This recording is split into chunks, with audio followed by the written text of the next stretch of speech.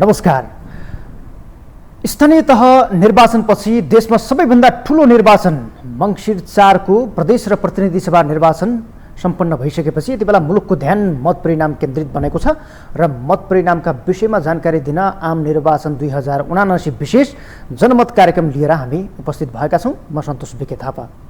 दर्शकबिन, यति बेला चाहिँ देशभरका अधिकांश निर्वाचन क्षेत्रको मत परिणाम सार्वजनिक भइरहेको छ। सुरुवाती मत परिणामको रुझान हेर्दाखेरि मतको पासा पल्टिने सम्भावना निकै बलियो बनेर अघि आएको छ। यसअघि रैथाने राजनैतिक दलहरूले जसरी नेपालमा चाहिँ एउटा राजनैतिक रजगत चलाएका थिए, त्यसलाई हल्लाउने गरी केही नयाँ पार्टी र स्वतन्त्र उम्मेदवारहरूमाथि निकै ठूलो आशा चाहिँ यो पटकको मतदानमा मतद्वारा व्यक्त भएको छ र त्यसले निकै ठूलो संकेत पनि गरेको छ।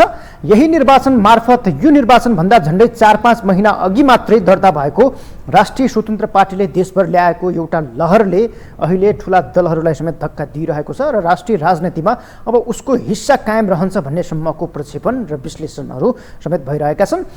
दर्शकवृन्द, यति बेला चाहिँ हामी खास गरी अहिलेसम्मको मत परिणामको अवस्था के छ, कति ठाउँमा कुन दल अगाडि छ र कुन दलको अवस्था कस्तो छ भन्ने विषयलाई केन्द्र बनाएर आज तपाईहरुको बीचमा यो मङ्सिर 5 को अन्तिम समयमा मङ्सिर 5 को यो अहिलेसम्मको निर्वाचनको मत परिणाम र यो रातिको समयसम्म चाहिँ आएको मत परिणामले कहाँ कस्तो अवस्था देखाएको छ भन्ने विषयमा समेत जानकारी दिने प्रयास गरिरहेका छौं। हामी उसो त आज दिनभर निरन्तर तपाईहरुको बीचमा रहेर निरन्तर अपडेट दिइरहेका छौं, निरन्तर रूपले प्रत्यक्ष रूपले तपाईको बीचमा मत परिणाम पेश गरिरहेका छौं र आगामी सरकार कस्तो बन्छ भन्ने सम्मको विश्लेषण हामीले यहाँबाट गरिरहेका छौं र राजनैतिक दलको अवस्था निर्वाचनपछि कस्तो हुन्छ भन्ने विषयमा समेत हामीले तपाईको बीचमा विश्लेषण, अनेक भनाइहरू, राजनैतिक विश्लेषकहरूका भनाइहरू, राजनैतिक नेतृत्वको भनाइहरू सार्वजनिक रूपले तपाईहरुको बीचमा राखिरहेका छौं।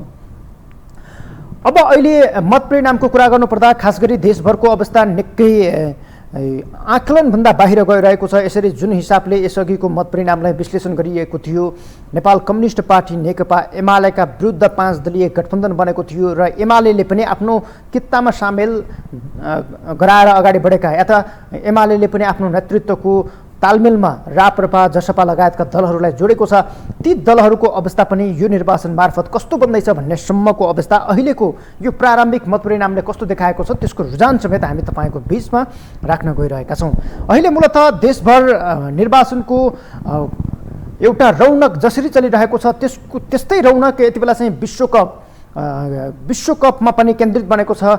विश्वकपका लागि यति बेला चाहिँ हिजो मात्रै हाम्रो देशमा निर्वाचन सम्पन्न भयो र विश्वकप पनि हिजो मात्रै उद्घाटन भएको छ र हिजोबाट चाहिँ फुटबल विश्वकपको एउटा महाकुम्भ मेला चाहिँ सुरु भएको छ। यसले पनि अहिले सबैको ध्यान तानेको छ, तर अहिले देशको मूल ध्यान भने हाम्रो मङ्सिर 4 को निर्वाचनमा केन्द्रित बनेको छ, किनकि यसले देशको एउटा नीति र नेतृत्व परिवर्तन गर्नेछ र त्यसमा सहभागी दलहरूको अवस्था कस्तो रहेको छ भन्ने विषयमा समेत हामी तपाईलाई जानकारी गराउन गइरहेका छौं। यति बेला मूलतः देशभर राजनैतिक दलहरूको अवस्था हेर्दाखेरि निकै नै यो अनपेक्षित रूपले मत व्यक्त भइरहेको छ। जसरी नेकपा एमाले कांग्रेसको टक्करमा आइरहेको छ त्यो चाहिँ यसअघि 5 दलीय गठबन्धन बन्दाखेरि अलिकति सोचिएको थिएन। यो निर्वाचनमा नेकपा एमालेको अवस्था निकै दयनीय हुन्छ भन्ने खालको विश्लेषण गरिएको थियो, तर त्यो विश्लेषण भन्दा अलिकति बाहिर गएर एमाले पनि नेपाली कांग्रेस जो चाहिँ सत्ता गठबन्धनको नेतृत्व गरिरहेको छ त्यही दलसँग टक्करमा उभिएको छ।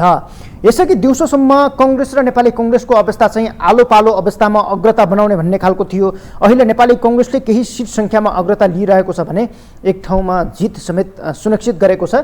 यति बेला नेपाली कांग्रेसले मुस्ताङबाट खाता खोलेको छ। मुस्ताङमा योगेश गौतम थकाली निर्वाचित भएका छन्। उनी नेपाली कांग्रेसको तर्फबाट निर्वाचित भए पनि संसदको सबैभन्दा कान्छो सांसद बन्ने पक्का भएको छ। 29 वर्षीय गौतमले मुस्ताङबाट प्रतिनिधि सभामा निर्वाचित भएर कांग्रेसको तर्फबाट खाता खोलेका छन्। यो गठबन्धन र नेपाली कांग्रेसका लागि निकै सुखद पनि मानिएको छ। अहिले देशभरको अवस्था हेर्दाखेरि 31 ठाउँमा नेपाली कांग्रेसले अग्रता बनाइरहेको छ। एक ठाउँमा विजय हासिल गरेको छ। नेकपा एमालेले 24 स्थानमा अग्रता बनाइरहेको छ। नेपाली कांग्रेस भन्दा थोरै सिट संख्यामा नेकपा एमाले चाहिँ अग्रभागमा रहेको छ। यो निरन्तर हामी तपाईलाई जानकारी दिइरहनेछौँ। अहिले चाहिँ नेपाल कम्युनिस्ट पार्टी माओवादी केन्द्र 9 ठाउँमा अग्रता बनाइरहेको छ र अन्य दलको 8 ठाउँमा अग्रता छ भने राष्ट्रिय स्वतन्त्र पार्टीले 7 ठाउँमा अग्रता बनाइरहेको छ। अहिले हामीले तपाईलाई दृश्यमा देखाइरहेको यो काठमाडौँको निर्वाचन क्षेत्र नम्बर 1 को दृश्य हो। यहाँ चाहिँ यसरी अहिले चाहिँ मतगणना भइरहेको छ। यो ताजा दृश्य हो, हामीले तपाईलाई देखाइरहेको यो दृश्य। काठमाडौँको निर्वाचन क्षेत्र नम्बर 1 को अवस्था पनि एकदमै रोचक तरिकाले अगाडि बढिरहेको छ। काठमाडौँको निर्वाचन क्षेत्र नम्बर 1 मा नेपाली कांग्रेसका तर्फबाट प्रकाशमान सिंह जसरी सत्ता गठबन्धनको समर्थनसहित निर्वाचनमा होमिएका थिए, उनलाई पनि उछिन्दै राप्रपाका रविन्द्र मिश्रले यति बेला चाहिँ लिड गरिरहेका छन्। त्यहाँ यो खालको अवस्थामा चाहिँ त्यहाँ मतगणना भइरहेको छ र भोलि दिउँसोसम्म त्यहाँको सम्पूर्ण मत परिणाम आइसक्ने भन्ने खालको जानकारी हामीले पाएका छौँ। करिब 15,000 को सङ्ख्यामा त्यहाँ चाहिँ मतगणना सम्पन्न भइसकेको छ भने अब त्यही हाराहारीमा चाहिँ मतगणना हुन बाँकी छ। करिब 12-13 हजार मात्रै अब चाहिँ काठमाडौँको निर्वाचन क्षेत्र नम्बर 1 मा मतगणना हुन बाँकी रहेको छ। यसैगरी तपाईलाई मैले प्रदेशको जानकारी गराउनु पर्दा यति बेला चाहिँ प्रदेशमा नेपाली कांग्रेसले नै लिड गरिरहेको छ।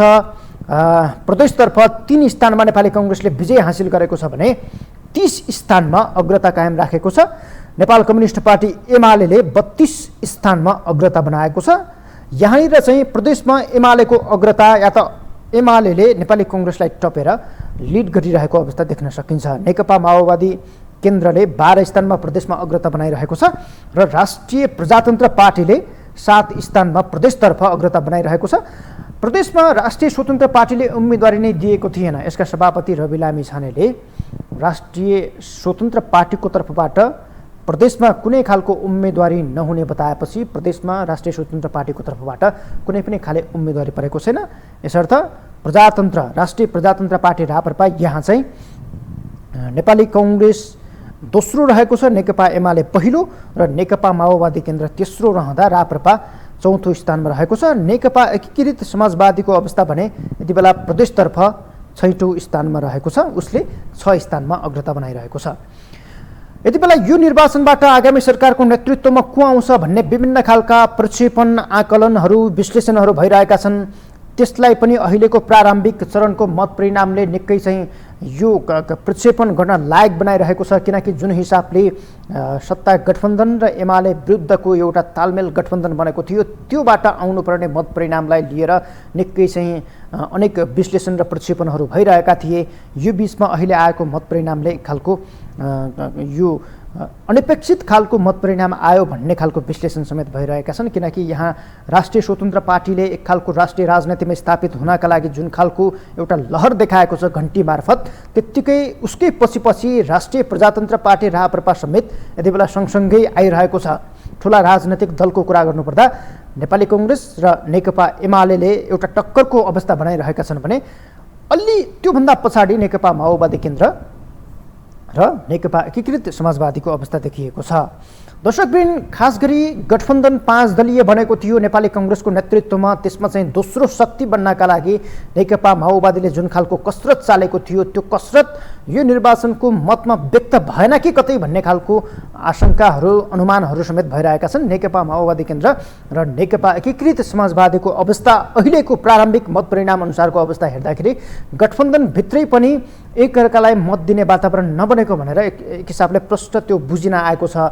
सँगै विचार नमिल्ने, सिद्धान्त नमिल्ने दलहरू बीचको गठबन्धन मत प्रक्रियामा या त मतदान प्रक्रियामा त्यति प्रभावकारी हुँदैन कि भन्ने खालको आकलन गर्न सक्ने खालको अवस्था पनि यति बेला देखिएको छ। किनकि नेपाली कांग्रेसको जुन खालको अग्रता छ र नेकपा माओवादी केन्द्र र नेकपा एकीकृत समाजवादी जुन खालको अवस्थामा पछ्याइरहेका छन्, त्यसले चाहिँ गठबन्धनभित्रकै दलहरूले गठबन्धनकै दललाई चाहिँ मत नदिएको र गठबन्धनबाट असन्तुष्ट बनेका कार्यकर्ताहरू या त गठबन्धन नरुचाएका कार्यकर्ताहरू, जनताहरूले चाहिँ अन्य वैकल्पिक शक्ति खोजेर मतदान गरेको हो कि भन्ने खालको अवस्था पनि यति बेला देखिन्छ।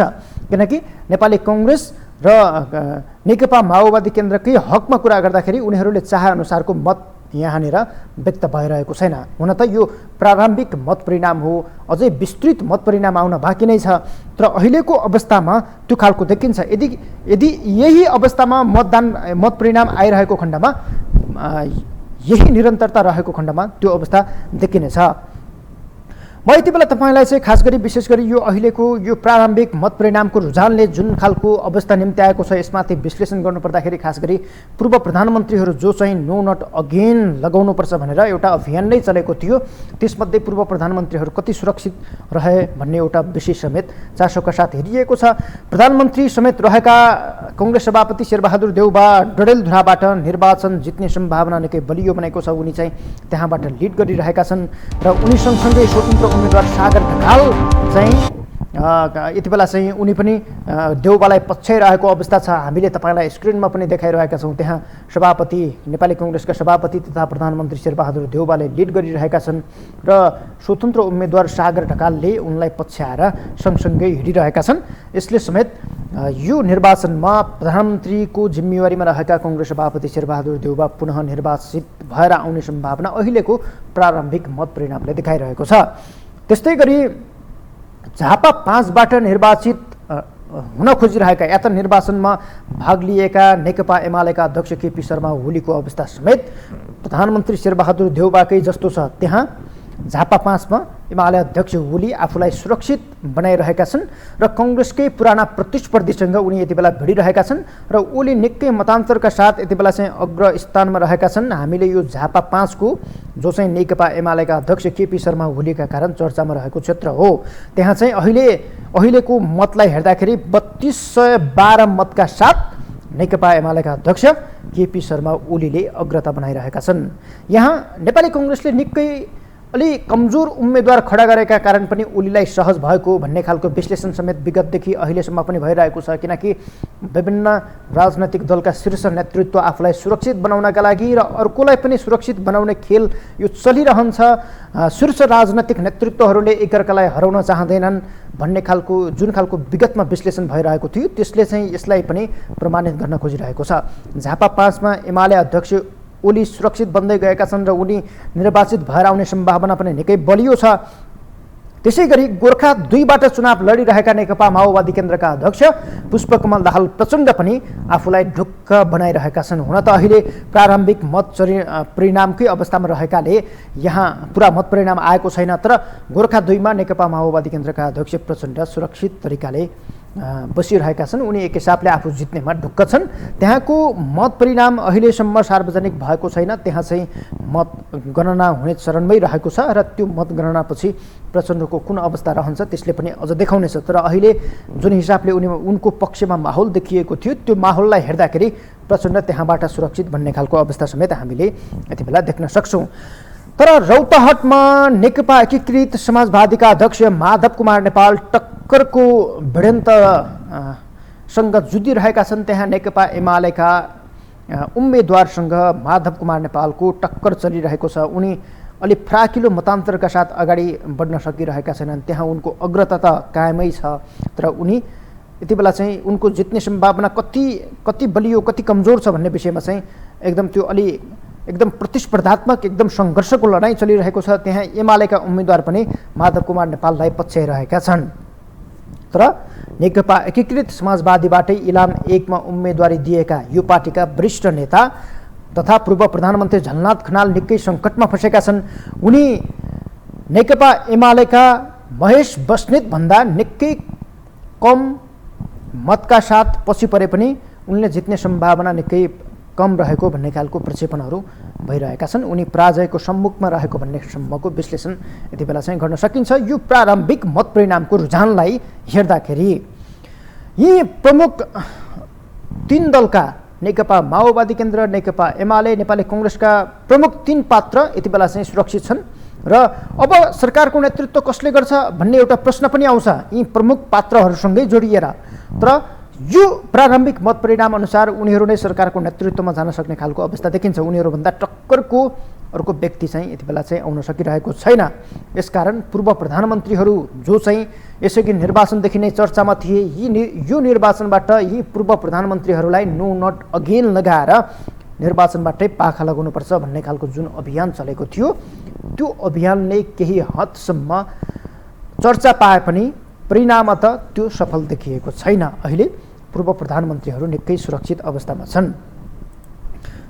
अब संसदमा कुन कुन शक्ति निर्णायक बन्छन् भन्ने प्रश्न पनि यति बेला छ। सरकार कसको बन्छ र संसदमा कुन कुन शक्ति निर्णायक बन्छन् भन्ने एउटा चाहिँ गम्भीर प्रश्न समेत यति बेला आएको छ। हामीले विभिन्न राजनैतिक दलका नेताहरूको मतको रुझान र राजनैतिक विश्लेषकहरूको विश्लेषणलाई हेर्दाखेरि यति बेला संसदमा निर्णायक शक्ति बनेर राष्ट्रिय स्वतन्त्र पार्टी र राष्ट्रिय प्रजातन्त्र पार्टी, यी दुई दलहरू निकै आक्रामक तरिकाले संसदमा निर्णायक तहमा पुग्ने गरी आउनेसम्मको यति बेला विश्लेषणहरू समेत भइरहेका छन्। यो खालको अवस्था हामीले देखेका छौँ। सुरुवाती मत परिणामसँगै यो एमाले र कङ्ग्रेसको अग्रताको आलो पालो चलिरहेको थियो, तर अहिले केही हदसम्म नेकपा एमालेलाई पछि पार्दै नेपाली कङ्ग्रेस अग्रता बनाइरहेको छ र अब यी दलमध्ये एउटाको नेतृत्वमा सरकार बन्ने भन्ने खालको प्रक्षेपण या त विश्लेषण अहिले भइरहेका छन्, किनकि आफूलाई दोस्रो शक्तिका रूपमा दाबी गरेको नेकपा माओवादी केन्द्र र त्यो सँगसँगै यो राष्ट्रिय राजनीतिमा स्थापित हुनका लागि यो निर्वाचनलाई आफूले चाहिँ एउटा निर्णायक अवसरका रूपमा प्रयोग गर्न खोजिरहेको नेकपा एकीकृत समाजवादीले जुन हिसाबको सन्तोषजनक मत परिणाम ल्याउन सकिरहेका छैनन्, उनीहरूको भन्दा राष्ट्रिय स्वतन्त्र पार्टी र राप्रपाको जुन खालको एउटा उत्साह देखिएको छ मत परिणाममा, यसले गर्दाखेरि कतै राष्ट्रिय स्वतन्त्र पार्टी र राप्रपा चाहिँ यो निर्वाचनपछि संसदमा निर्णायक शक्ति बनेर उभिने त होइनन् भन्ने खालको विश्लेषण समेत यति बेला भइरहेका छन्। मत परिणामले त्यसलाई सार्थकता पनि दिइरहेको छ र राजनैतिक विश्लेषकहरू अब उनीहरू नै संसदको निर्णायक शक्ति बन्ने र संसदमा अब नेकपा एमाले र नेपाली कङ्ग्रेसले कुन अङ्कगणितका आधारमा सिट सङ्ख्या ल्याउँछ, कुन सिट सङ्ख्या या त कति उसले चाहिँ सङ्ख्या संसदमा ल्याउँछ, त्यही अनुसार नै अबको सरकारको नेतृत्व यी दुई दलमध्ये कसले गर्ने भन्ने खालको विश्लेषणले सार्थकता पाउने यति बेला विश्लेषण भइरहेका छन्। तर अहिले राष्ट्रिय स्वतन्त्र पार्टीको अवस्था हेर्नु पर्दाखेरि देशभरका निर्वाचन क्षेत्रमा निकै उत्साहपूर्ण मत परिणाम चाहिँ राष्ट्रिय स्वतन्त्र पार्टीका उम्मेदवारहरूले ल्याइरहेका छन्। त्यसको जानकारी समेत हामीले तपाईँलाई दिइरहेका छौँ। यति बेला चाहिँ यो राष्ट्रिय स्वतन्त्र पार्टीका तर्फबाट ललितपुर 3 मा उम्मेदवारी दिएकी तोसीमा कार्कीले अग्रता बनाइरहेकी छिन्। उनले नेकपा माओवादी केन्द्रकी उम्मेदवार पम्पा भुषाल, जो चाहिँ बहालवाला ऊर्जा मन्त्री समेत हुन्, उनलाई निकै पछि पारेर अगाडि बढिरहेकी छिन् र एमालेका अमृत खड्का उनी सँगसँगै हिँडिरहेका छन्। तर अग्रता राष्ट्रिय स्वतन्त्र पार्टीकै डाक्टर तोसीमा कार्कीको रहेको छ। यसले पनि राष्ट्रिय स्वतन्त्र पार्टीका पक्षमा कस्तो खालको लहर देखिएको छ भन्ने विश्लेषण गर्दा फरक पर्दैन। उनीसँगै काठमाडौँ 2 मा शोभिता गौतम पनि निकै टक्करको अग्रता लिइरहेकी छिन्। उनीभन्दा नेकपा माओवादी केन्द्रकी उम्मेदवार तथा पूर्व सभामुख हुन्छरी घरतीमगर निकै पछि परेकी छिन्। यहाँ पनि स्वतन्त्र पार्टीको जित्ने सम्भावना बलियो रहेको भनेर विश्लेषणहरू समेत भइरहेका छन्। यहाँ तोसीमा कार्की ललितपुर 3 मा अग्रता बनाइरहँदा राष्ट्रिय स्वतन्त्र पार्टीकै उम्मेदवार शोभिता गौतमले काठमाडौँको निर्वाचन क्षेत्र नम्बर 2 मा अग्रता बनाइरहेकी छिन्। यसले पनि राष्ट्रिय स्वतन्त्र पार्टीको सम्भावित जितको आकलन दिलाइरहेको छ। यसैगरी दर्शकवृन्द, अहिले चाहिँ धेरै ठाउँमा मत परिणामहरू सार्वजनिक भइरहेको छ।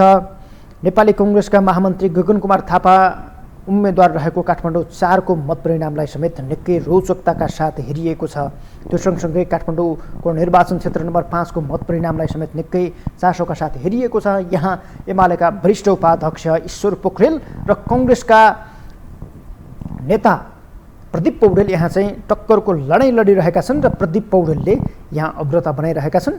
कतै नेकपा एमालेका वरिष्ठ उपाध्यक्ष ईश्वर पोखरेल यही निर्वाचनबाट पाखा लाग्ने सम्भावना देखिएको त होइन भन्ने खालको आशंका समेत यो प्रारम्भिक मत परिणामले दिइरहेको छ। हामीले देशभरको अवस्था कस्तो छ भन्ने विषयमा तपाईँलाई जानकारी गराइरहेका छौँ। यति बेला चितवन 2 बाट उम्मेदवारी दिएका राष्ट्रिय स्वतन्त्र पार्टीका सभापति रवि लामिछानेले 548 मत प्राप्त गरेका छन्। उनी नेकपा एमालेका उम्मेदवारलाई चाहिँ पछ्याइरहेका छन्। सँगसँगै अब रविको अवस्था केही सुधार उन्मुख देखिएको छ। यसअघि सुरुवातमा जुन खालको 50 मत गणना हुँदै गर्दाखेरि या त 50 देखि 100 मतको काउन्ट हुँदै गर्दाखेरि रवि लामिछाने सुरुवाती चरणमा अलिकति अगाडि देखिएर पछि फेरि त्यहाँ चाहिँ एमालेका उम्मेदवारले जुन खालको एउटा चाहिँ तीव्र गतिमा मतान्तरले रविलाई पछाडि पारेका थिए या त रवि तेस्रो स्थानमा खुम्चिएका थिए, त्यो मत अहिले सुधार हुँदै गएको छ भने त्यहाँ अहिले नेकपा एमालेका उम्मेदवारले अग्रता बनाइरहे पनि रविले निकै सुधार उन्मुख या त सुधारात्मक तरिकाबाट आफ्नो मत परिणामलाई अगाडि बढाइरहेका छन्। यति बेला काठमाडौँ 8को अवस्था हेर्ने हो भने यहाँ स्वतन्त्र उम्मेदवार या त लौरो अभियान निकै चर्चामा छ।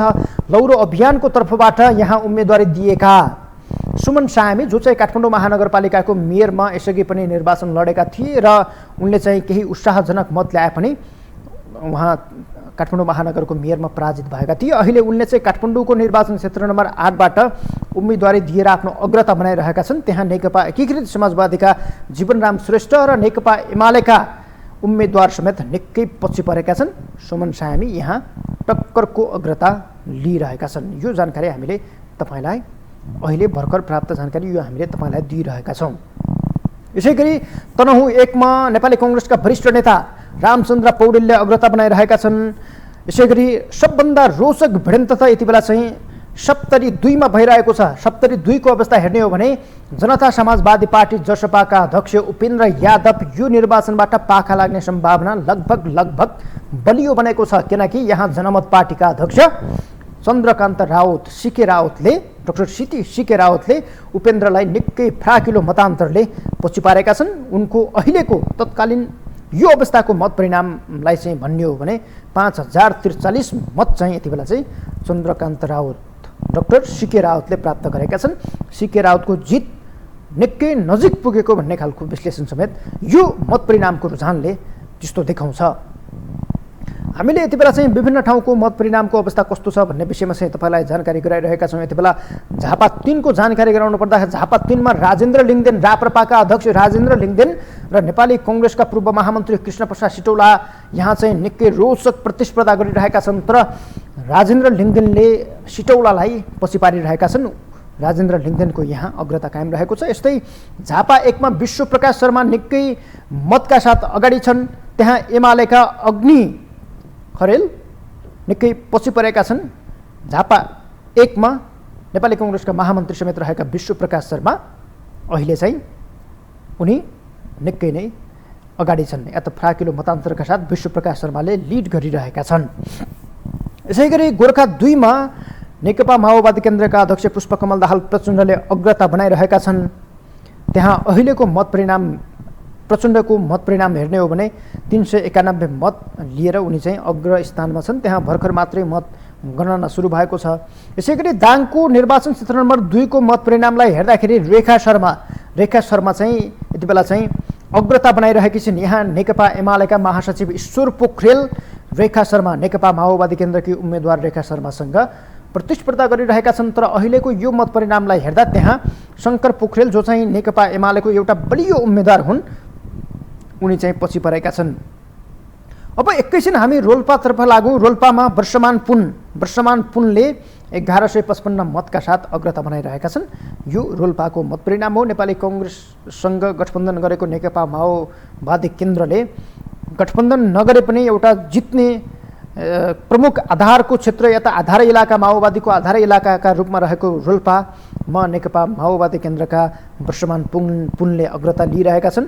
तर इलाम 2मा आएर हेर्दाखेरि फेरि नेकपा एमालेका सुभाष चन्द्र नेङवाङ निकै पछि परेका छन्। उनले अग्रता बनाउन सकिरहेका छैनन्। यो खालको अवस्था यो शीर्ष राजनैतिक नेतृत्व जो चाहिँ निरन्तर चर्चामा छन् ती राजनैतिक नेतृत्वको यो मत परिणाम हो। अब अहिले चाहिँ यो मत परिणामलाई हेर्दाखेरि हामी भक्तपुर 2मा पुगौँ। भक्तपुर 2मा चाहिँ नेकपा एमालेका महेश बस्नेत यसअघि निर्वाचित भएको क्षेत्र हो र अहिले फेरि उनी उम्मेदवार बनेका छन्। तर भक्तपुर 2को अवस्था हेर्दाखेरि त्यहाँ चाहिँ निकै रोचक बनिरहेको छ। भक्तपुर 2मा दुर्लभ थापा नेपाली कङ्ग्रेसका दुर्लभ थापा चाहिँ महेश बस्नेतसँग यति बेला चाहिँ निकै टक्करको लडाइँ लडिरहेका छन्। तर दुर्लभ थापाले त्यहाँबाट जित्ने सम्भावना बलियो बन्दै गएको छ। किनकि महेश बस्नेतसँग फ्राकिलो मतान्तरले उनी अग्रता लिइरहेका छन्।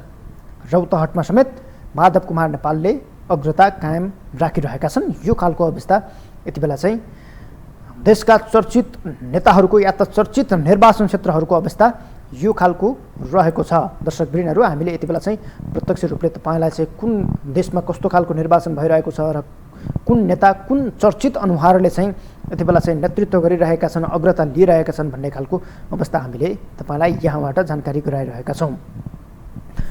यति बेला यो निर्वाचन मार्फत राष्ट्रिय स्वतन्त्र पार्टी जुन खालको एउटा उदाउन खोजिरहेको छ, यो पार्टीप्रति जुन खालले मत व्यक्त भइरहेको छ, जस्तो काठमाडौँको निर्वाचन क्षेत्र नम्बर 6 मै कुरा गर्ने हो भने यसअघि त्यहाँबाट निर्वाचित भएका भीमसेन दास प्रधानको पक्षमा निकै राम्रो माहौल यसअघि देखिएको थियो। तर मत परिणामलाई हेर्दाखेरि त्यहाँबाट राष्ट्रिय स्वतन्त्र पार्टीका उम्मेदवारले अग्रता लिइरहेका छन्, या त राष्ट्रिय स्वतन्त्र पार्टीका उम्मेदवारले निकै त्यहाँ राम्रो मत प्राप्त गरेका छन्। यसले कतै नेकपा एमाले समेत त्यहाँ पछि परेको छ। यी दुवै नेपाली कांग्रेस र नेकपा एमाले पछि पर्दाखेरि राष्ट्रिय स्वतन्त्र पार्टी जुन हिसाबले अगाडि छ, यहाँ चाहिँ नेपाली कांग्रेसका नेता कार्यकर्ताले या त नेकपा एमालेका कार्यकर्ताले कहाँ मत व्यक्त गरे भन्ने खालको एउटा प्रश्न समेत त्यहाँका उम्मेदवारहरूले यति बेला चाहिँ उठाइरहेका छन्, किनकि अनपेक्षित रूपमा राष्ट्रिय स्वतन्त्र पार्टीका उम्मेदवारमाथि त्यहाँ लहर देखिएको छ।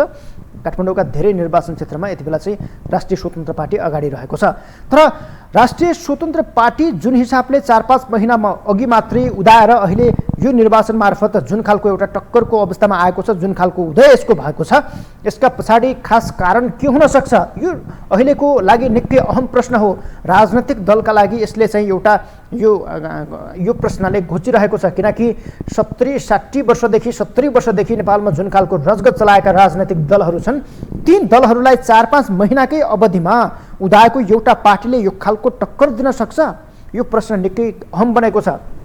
तर फेरि राष्ट्रिय स्वतन्त्र पार्टीका अन्य उम्मेदवारहरूको अग्रता कायम रहँदा चितवनमा रवि लामिछाने अलि पछि परेका छन्। यसले पनि के सङ्केत गर्न सक्छ कि रवि लामिछानेलाई मत हालिएका क्षेत्रको मत परिणाम आउन बाँकी नै भएर पनि हुन सक्छ भन्ने खालको विश्लेषण समेत भइरहेका छन्।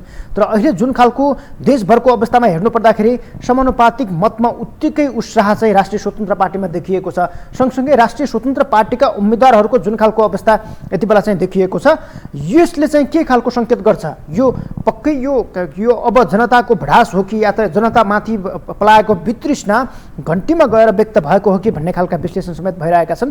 यसै विषयमा यो स्वतन्त्र पार्टीको उदय र यसले प्राप्त गरेको मत परिणामलाई लिएर हामीले चाहिँ राजनैतिक विश्लेषक हरिदर्शन श्रेष्ठसँग केही कुराकानी गरेका छौँ।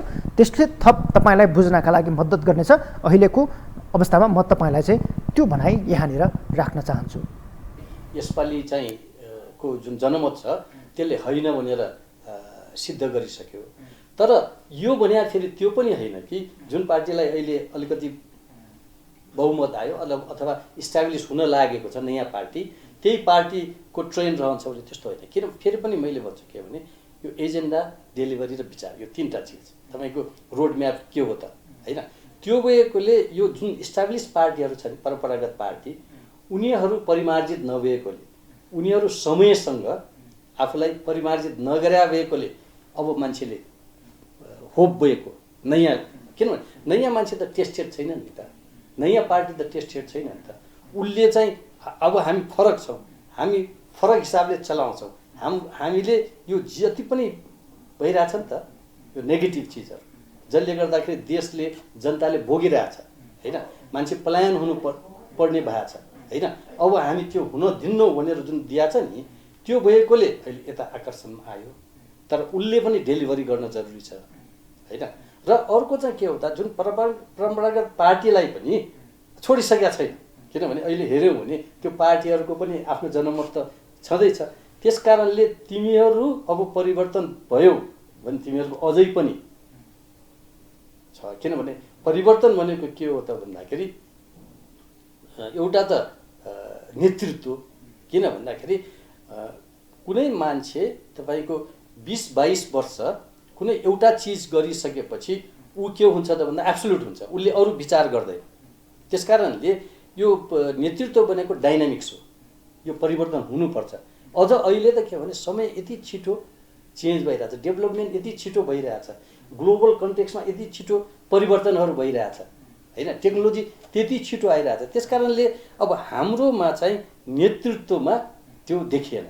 त्यस कारणले अहिले चाहिँ नयाँ मान्छेहरू, पढे लेखा मान्छेहरू, विचार बोकेको मान्छेहरूलाई अगाडि लग्नुपर्छ होइन। र तिमीहरूले पनि त्यही गर्नुपर्छ। जस्तो चाहिँ अहिले पार्टीहरूमा पनि त युवामा जहाँ टिकट दिएको छ नि त्यहाँ पपुलारिटी छ होइन र, उनीहरू जित्ने सम्भावना प्रचुर छन् होइन। हो त्यो भएकोले यो मेसेज हो होइन, त्यो भएकोले हामीले अब नमन ठाडौँ कि अब यही पार्टी चाहिँ अब चाहिँ जनताको जनमत भएको होइन, त्यो होइन कि उसको डेलिभरीमा फरक पर्ने भयो। र जुन एक्जिस्टिङ पार्टीहरू छन्, जुन परम्परागत पार्टीहरू छन्, उनीहरूले अब यसको लेसनबाट, यसबाट सिकेर उनीहरूले आफूलाई कसरी प्रस्तुत गर्छ अथवा कसरी परिवर्तन, समयअनुसारको परिवर्तन गरेर नेतृत्व परिवर्तन गर्छ, त्यसमा भर पर्छ जस्तो लाग्छ। राष्ट्रिय स्वतन्त्र पार्टीको हकमा कुरा गर्नुपर्दाखेरि यो पार्टी बनेको धेरै लामो समय भएको छैन, 4-5 महिनाभन्दा त्यही समयको अवधिमा यो पार्टी निर्वाचनमा गयो। अहिले देखिएको समर्थन र घन्टीप्रतिको मोह चाहिँ अलिक बढी नै हो कि भन्ने खालको सुरुवाती मत देखाउन खोजेको छ। यसलाई चाहिँ हामीले कसरी बुझ्ने? होइन, यो यस्तो हो। अब मलाई सोध्नुहुन्छ भने यदि यो गठबन्धन नभइदिएको भए, जुन गठबन्धन छ नि भने विचार नमिल्ने पार्टीहरूको जुन गठबन्धन भने, अनि जो समर्थकहरू छन् उनीहरूले भोट चाहिँ विचारको एगेन्स्टको पार्टीहरूलाई जुन दिनुपर्ने जुन खालको वातावरण बन्यो नि, त्यसको रिजल्ट जस्तो मलाई लाग्छ।